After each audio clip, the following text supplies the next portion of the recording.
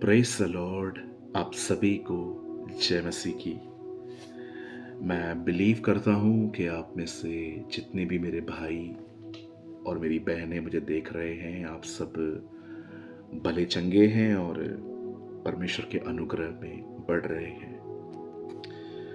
Life में ऐसी बहुत सारी चीज़ें होती हैं जो हम शुरू करते हैं ये सोच के कि बस ये हम आखिरी बार करेंगे, लेकिन कभी कभी इतनी देर हो जाती है कि हम सोचते हैं कि हम मैनेज कर लेंगे, लेकिन एक दिन पता चलता है कि इन चीज़ों ने हमें इतना ज़्यादा जकड़ लिया है कि अब हम इनके गुलाम हो चुके हैं। हम भले इसे आदत कहते हैं, पर बाइबल इसे बॉन्डेज कहती है, बंधन।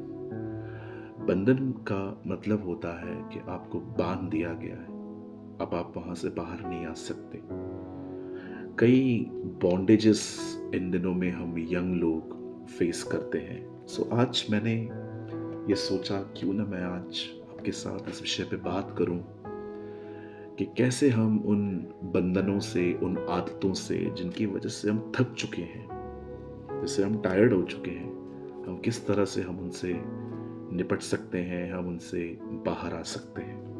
आज मैं विशेष ऐसे जवानों के लिए बात करना चाहता हूं जिनकी जिंदगियों में ऐसी बहुत सारी आदतें हैं जिससे वो छूटना तो चाहते हैं लेकिन वो छूट नहीं पाते।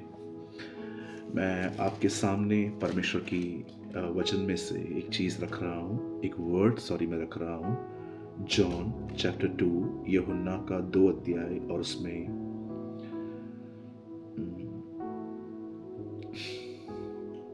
7 वचन। यीशु ने उनसे कहा, मटकों में पानी भर दो।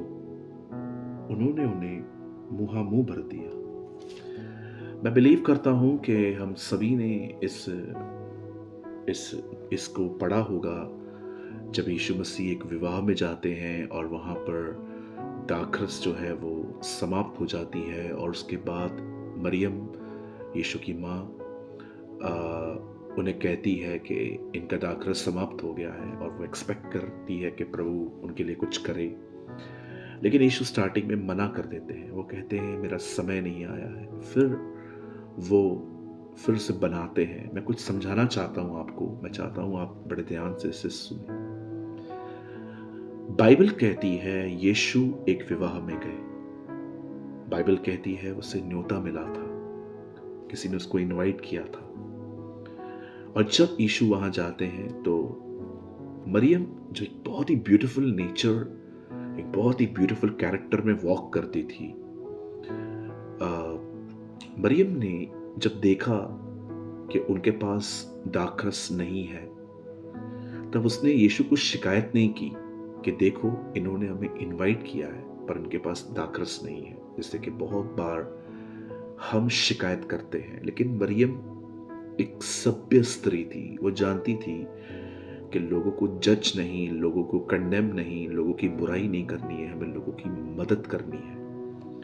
एक ब्यूटीफुल थिंग हमें ये लर्न करनी चाहिए कि अगर आप ये देखते हैं कि किसी में कमी है, किसी में घटी है, कोई कहां पर शॉर्ट कमिंग है उसके लाइफ में, तो क्या हम उस व्यक्ति की कोई मदद कर पा रहे हैं? कि हम दूसरों को बता देते हैं कि भाई इसकी जिंदगी में ये चल रहा है। मैं आपको कहना चाहता हूं, अगर हो सके तो लोगों की मदद करें। और आप कहेंगे पास्टर लेकिन मेरा कोई कनेक्शन ही नहीं है उसके साथ, मेरा कोई कांटेक्ट नहीं है। कोई बात नहीं, आप प्रेयर तो कर सकते हो उस बंदे के लिए। मरियम, बाइबल कहती है, एक ऐसी सभ्य स्त्री थी और उसने यीशु को आके कहा कि इनका दाखरस समाप्त हो गया है। अब बड़ी खूबसूरत चीज यहां पर यह है, दाखरस अंगूरों से बनता है। देखा जाए तो यीशु को यह कहना चाहिए कि ठीक है अंगूर ले आओ, हम कुछ करते हैं। लेकिन यीशु कहता है नहीं, पानी को लो और उन मटकों को भर दो। अब देखा जाए तो यहां पर अंगूरों का इस्तेमाल ही नहीं किया गया। जैसे पानी भरा गया, बाइबल कहती है वो उसके बाद दाखरस बन गया। अब जानते हैं जो पहली दाखरस थी वो जो अंगूरों से बनी थी, वो इंसान की मेहनत से बनी थी। लोगों ने अंगूर लाए होंगे, धोए होंगे, उसके बाद उसको पूरा निचोड़ा होगा और उसके बाद उसमें से वाइन निकला होगा, दाखरस निकला होगा। लेकिन जो ये दूसरी दाखरस थी ना, इसको किसी भी ह्यूमन एफर्ट से नहीं बनाया गया, ये सुपर नेचुरल बनी। आप जानते हो क्यों परमेश्वर ने ये चीजें हमारे लिए लिखी हैं? ताकि हम जाने हम उन दिनों में नहीं रहते हैं जहां पर परमेश्वर ने हमें कहा है कि अपनी ताकत से धर्मी बनो। जैसे पुराने नियम में परमेश्वर ने 10 आज्ञाएं दी। याकूब कहता है कोई 10 में से एक में भी चूक जाए तो श्रापित हो।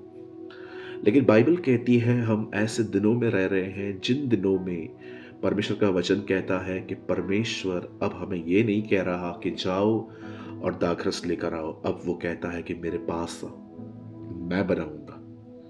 तुम्हारा समर्पण चाहिए। I need your surrender.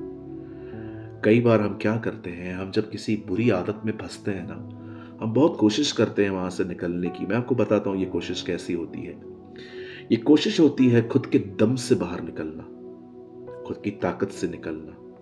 Prayer नहीं करना, बाइबल नहीं पढ़ना, उपवास नहीं करना, लेकिन वचन सुनकर ये डिसाइड करना कि आज से मैं ये नहीं करूंगा। जहां मैं आता है ना, मैं नहीं करूंगा, मैं देख लूंगा, मैं हूं ना, यहां पर हमेशा इंसान हारेगा। क्योंकि बाइबल कहती है इंसान में अपने उद्धार की ताकत नहीं है। अगर आज आप और मैं किसी भी गंदी आदत में है, चाहे वो एडल्ट्री है, या वो अधिक खाना है, या वो अधिक सोना है, या वो अधिक फोन यूज करना है, या इससे भी ईविल है, तो मैं आपको कहना चाहता हूं लर्न टू सरेंडर। प्रभु से कहिए मैं थक चुका हूं, मैंने बहुत कोशिश की, लेकिन आज से मैं सिर्फ एक ही कोशिश करूंगा। मैं आपके साथ खूब समय बिताऊंगा, मैं आपके वचन को पढ़ूंगा, मैं आपसे बात करूंगा, मैं फास्टिंग में रहूंगा, मैं वर्शिप करूंगा। मैं जितना हो सके आपके करीब आने की कोशिश करूंगा। विश्वास कीजिए, आपके युद्ध आसान हो जाएंगे, आपकी लड़ाइयां आसान हो जाएंगी, क्योंकि आपने रियली सीख लिया है कि परमेश्वर की मदद कैसे मिलती है। कुछ लोग सिर्फ 1 मिनट में कन्फेशन कर लेते हैं, प्रभु मैंने ये कर दिया, मैंने ये कर दिया, मुझे माफ कर, और वो उठ जाते हैं। जी नहीं, पाप पर जय पाने का रास्ता एक ही है, वो है परमेश्वर का अनुग्रह। और वो तब मिलता है जब हम उसके साथ टच में आते हैं, रिलेशनशिप में आते हैं, उसके साथ समय बिताते हैं, उसके साथ बहुत सारा टाइम स्पेंड करते हैं। जब हम ऐसे करते हैं तब हमारी जय बहुत ही आसान हो जाती है।